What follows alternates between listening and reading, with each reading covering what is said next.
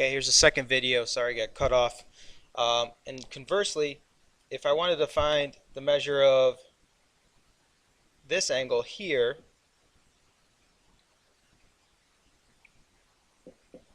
okay, the measure of angle BAE is going to be 1/2 the measure of arc AB. Okay, so this arc right here. Kind of like the inscribed angle theorem. Okay, if we had a inscribed angle, okay, it's 1/2 the intercepted arc. Okay, so this is 1/2 of this. Okay, very similar.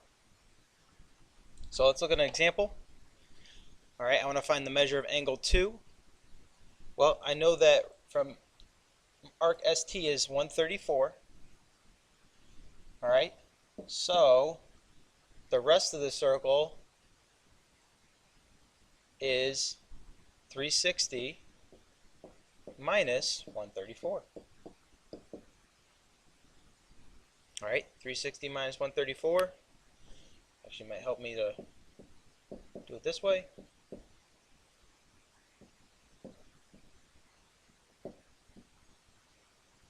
You get 226, so right here is 226. All right, so the measure of angle 2 equals 1/2. The rest of the arc, I don't want to write ST because that might be confusing. Measure of, that's a U, dummy. SVT, okay, so the measure of angle 2 equals 1/2. The measure of arc SVT, which is 226. So the measure of angle 2 equals 113. And again, that's degrees, not the length. Last theorem.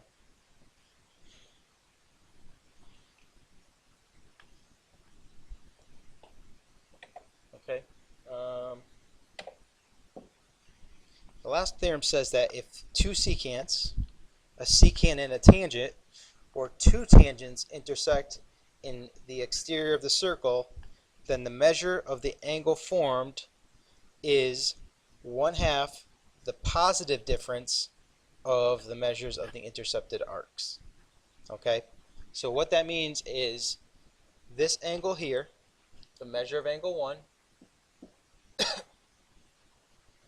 equals the difference, 1/2 the difference of the two arcs it forms. So this arc right here, the big arc, minus the smaller arc. The measure of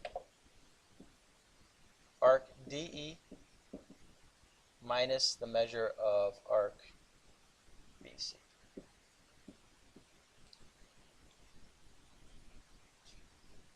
Okay, so this angle right here equals the difference, 1/2 the difference of those two arcs subtracted.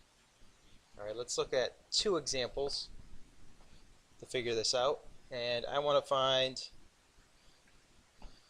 the measure of angle R. Okay, what is the measure of angle R? Well, it's 1/2 the arc, the measure of arc PV minus the measure of arc QT. All right, so the measure of angle R equals 1/2 101 minus 39. 1/2 of 62. So we get the measure of angle R equals 31 degrees. All right, and the last one, I want to find CE.